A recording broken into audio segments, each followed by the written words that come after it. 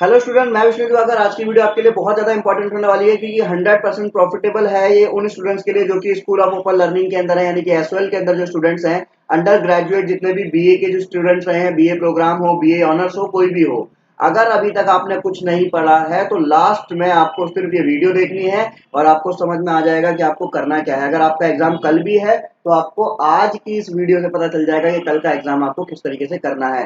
हो सकता है कि बहुत सारे इश्यूज होते हैं बच्चों के कि भाई उनके पास में टाइम नहीं है, they don't have plenty of time for preparing. और ऐसा भी हो सकता है कि यहाँ पर एसओएल की भी गलती मान सकते हैं हम कि भाई आपको लास्ट मोमेंट पर आपको बुक्स मिली है, तो जब स्टडी मटेरियल ही आपको लास्ट मोमेंट पर दिया तो आप तैयारी कैसे करेंगे।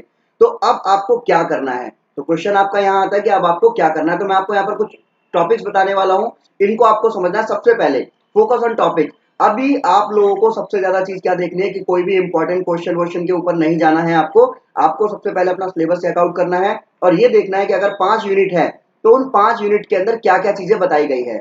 तो आप देखो, इतने ज्यादा तो आप ये नहीं कि आप बहुत ज्यादा दिमाग नहीं है आपके अंदर, थोड़ा बहुत तो दिमाग हो गई होगा। तो आपको सिर्फ क्या करना है, टॉपिक्स पर फोकस करना है कि अगर आपका यहाँ पर जो है क्वेश्चन, मतलब जो भी लेसन है, लेसन किसके ऊपर दे रखा है। जैसे कि आपका कल एजुकेशन का एग्जाम है कि शिक्षा का अर्थ, है ना, ये सब चीजें दे रखी है, उसका उसकी विचारधारा, ये सब। तो आपको पता चल गया कि इस वाले लेसन के अंदर से शिक्षा के बारे में कुछ पूछा जा रहा है, तो आपको टॉपिक को समझ लेना है कि इसमें पूछा जाएगा शिक्षा का अर्थ, उसके प्रकार। ठीक है, तो यही सब चीजें पूछी जानी है। तो आपको सिर्फ आपको ओवरव्यू लेना है उसका और ऊपर ऊपर से आपको उसको अच्छी तरीके से स्टडी कर लेना है। और ऐसे ही आपको अगर 5 यूनिट दे रखी है तो आप मेरे हिसाब से 3 घंटे बैठोगे आप आराम से, तो सारी पांचों की पांचों यूनिट आप कवर कर लोगे।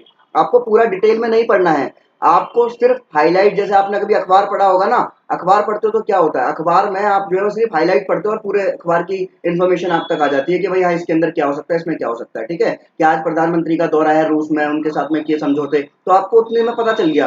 सेम आपको क्या करना है, जितने भी 5 यूनिट है तो पांचों यूनिट जिस भी लेसन में, यानी कि जो लेसन नाम दे रखा है उसके आधार पर आपको पहले उसके बारे में थोड़ी सी आपको नॉर्मली जानकारी ग्रहण करनी है, जिससे कि आप अपने आंसर में लिख पाओ। दूसरा आपका यहाँ पर जो टॉपिक रहेगा वो कौन सा रहेगा।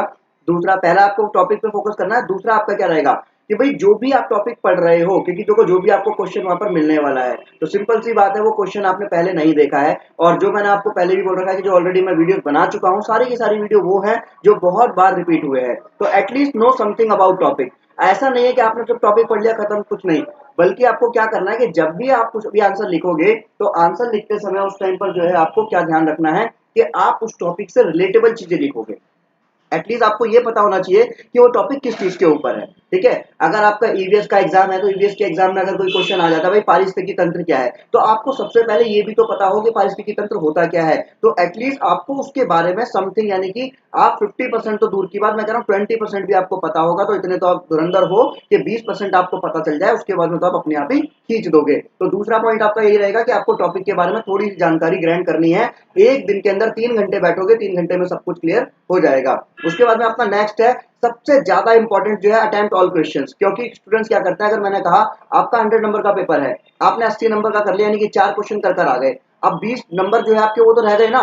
तो आप जो आपको नंबर मिलेंगे वो 80 में से मिलेंगे, ना कि 100 में से। क्यों? क्योंकि 20 नंबर तो आपने भैया ऑलरेडी छोड़ दिए हैं। तो पहला सबसे बड़ी गलती मत करना कि आपको कोई भी क्वेश्चन दिए जाएगा, यानी कि आपको 10 क्वेश्चन दिए जाएंगे, उसमें 5 करने होंगे, तो पूरे 5 के 5 क्वेश्चन आपको अटेम्प्ट करने हैं। ठीक है, और एक और चीज याद रखना, लास्ट में आपको शॉर्ट नोट दिए जाते हैं, तो वो आपके जो है ना हाफ हाफ मार्क्स के होंगे, 7.5 ऐसे कुछ करके, तो वो जरूर अटेम्प्ट कर लेना। ठीक है, तो ये हमारा तीसरी टिप्स रहेगी उन स्टूडेंट्स के लिए जिन्होंने अभी तक कुछ नहीं किया है। और जो चौथी टिप्स रहेगी वो रहेगी टाइम मैनेजमेंट की। अब आप सोचेंगे सर हम एक दिन में टाइम मैनेजमेंट को कैसे संभालें, तो मैं आपको बता रहा हूँ भैया, सीधा साधा सा आंसर है कि 20 नंबर का एक क्वेश्चन आता है, आप 30 मिनट एक क्वेश्चन को दे दीजिए, यानी कि 30 मिनट, 30 मिनट, 30 मिनट, 30 मिनट और 30 मिनट, 1 2 3 4 5, यानी कि आपके हो गए 150 मिनट। ठीक है, 3 पंजे 15, 150 मिनट हो गए और आपको 3 घंटे का टाइम मिलता है, यानी कि 180 मिनट मिलते हैं। अगर मैं आपको बोलूं कि भाई 180 में से 150 मिनट चले भी गए तो भी आपके पास में 30 मिनट बचे, तो कहने का मतलब क्या है कि हर क्वेश्चन को सिर्फ 30 मिनट से ज्यादा टाइम नहीं देना है।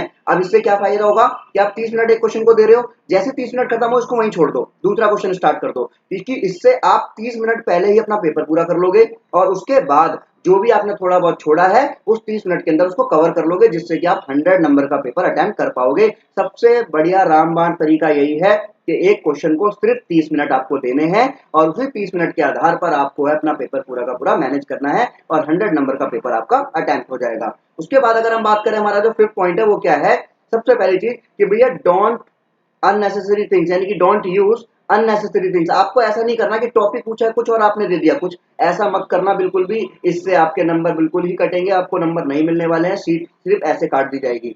तो इससे बेटर ये है कि आपको जितना पता है टॉपिक के बारे में उतना लिखें, उसको आप बनाकर लिखें, कैसे भी लिखें। और दूसरी चीज, सीट भरने की बिल्कुल भी मत सोचना कि भाई सीट ही भरनी है आपको, ऐसा नहीं करना है। सीट भरो, पर सिर्फ उतनी भरो जितनी की रिक्वायरमेंट है। आपने पहले इंट्रो दे दिया, जो भी टॉपिक्स है उसके वो बता दिया, और उसके बाद में फाइनली कंक्लूजन लिख दिया। अब चाहे ये आपका 4 सीट में आ रहा है, यानी कि 1 2 3 4 ऐसे करके, चाहे आपका ये 6 में आ रहा है, चाहे ये आपका 8 में आ रहा है, अब जितने में भी आ रहा है आपने इंट्रो दे दिया, टॉपिक्स दे दिए जितने भी हैं और कंक्लूजन दे दिया, आपका काम खत्म। इसके बाद आपको कुछ नहीं करना है, नंबर आपको मिल जाएंगे।